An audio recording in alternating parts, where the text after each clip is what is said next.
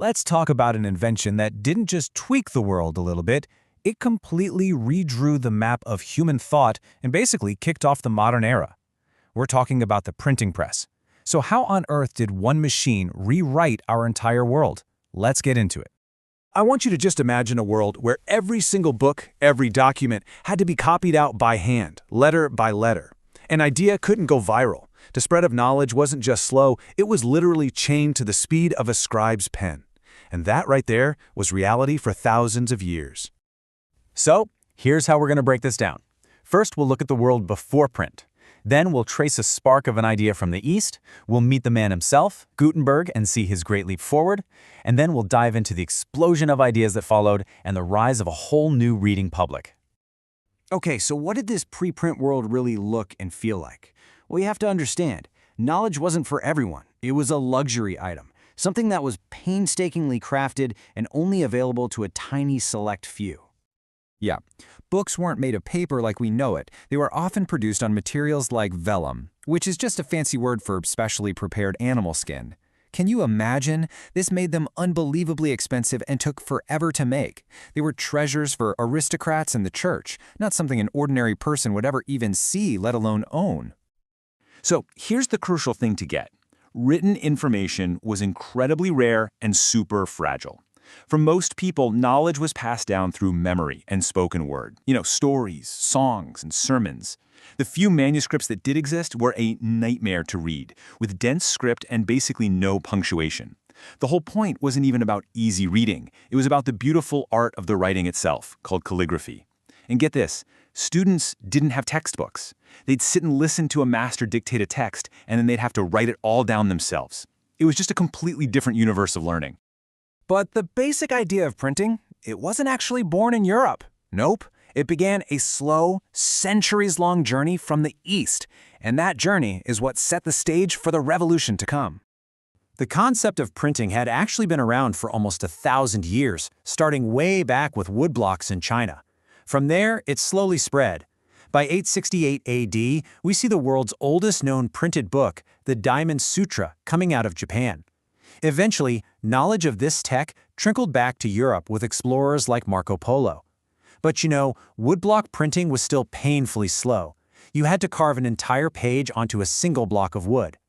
By the 1400s, Europe was getting hungry for more books than this old method could ever hope to supply. The time was ripe for a breakthrough. And this is where Johannes Gutenberg steps onto the stage. He was a really clever craftsman and businessman who saw this massive, growing demand for books and saw a huge opportunity. Now, what's so cool about Gutenberg is how his background just perfectly set him up for this invention.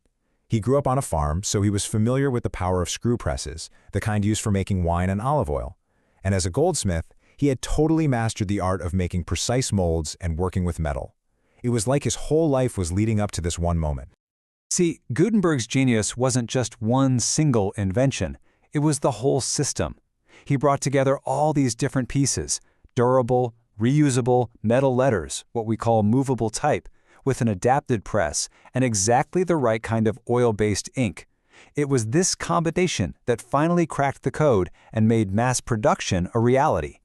And this really shows you what a massive game changer it was. Instead of carving a whole new wooden page for every single print, you can now just rearrange the same set of durable metal letters to create endless new pages.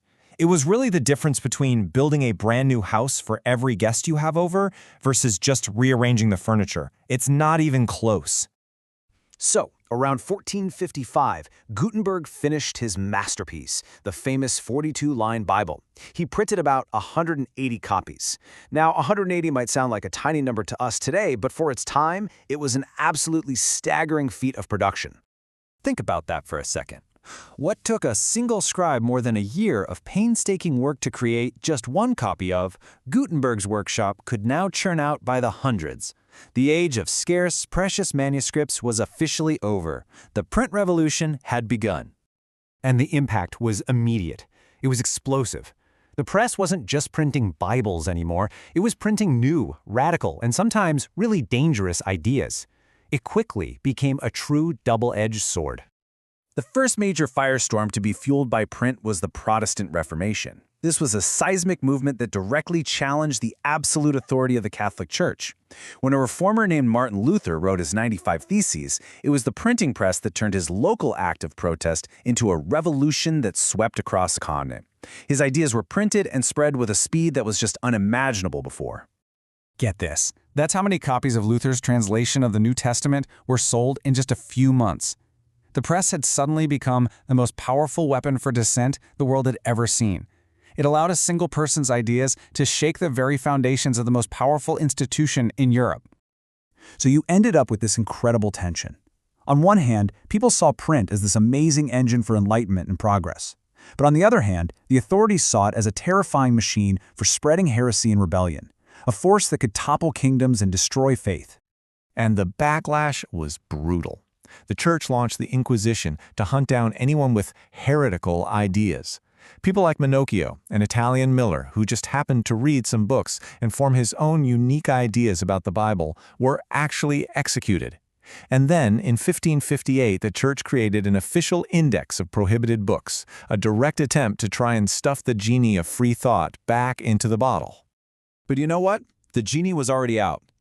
Despite all the censorship, the long-term effect was undeniable: the birth of mass literacy and an entirely new audiences for the written word. It's pretty simple. As books got cheaper and easier to get, literacy rates just skyrocketed.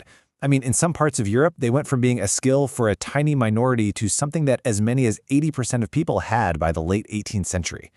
For the very first time, a world of individual readers was being born, with each person reading and interpreting text for themselves. And what's so fascinating here is how print created entirely new markets. All of a sudden, there were books specifically for children, for women, and for working-class people. And these new readers didn't just consume information, they started to produce it, sharing their own stories and ideas. I mean, think about novels by Jane Austen shaping new ideas of what a woman could be, or workers using lending libraries to educate themselves and organize politically. This was changing society from the ground up. And this whole story wasn't just confined to Europe. In the mid-1500s, Portuguese missionaries brought the first press to Goa in India. By 1780, one of India's first newspapers, the Bengal Gazette, was being printed. And through the 19th century, this technology fueled these intense public debates about religion and social reform. But just like in Europe, its power to spread new ideas was seen as a threat, which led to colonial censorship, like the Vernacular Press Act of 1878. This quote from Mark Twain just nails it, doesn't it? It captures the huge, complicated legacy of the printing press. It unleashed both enlightenment and conflict, both unity and division. It gave us modern science and religious wars, democracy and propaganda. The world we live in is literally built on the foundation that Gutenberg laid. The print revolution really shows us how one single technological shift can completely redefine society. It really makes you wonder, as we're living through the age of social media and AI, are we prepared for the revolutions they might unleash?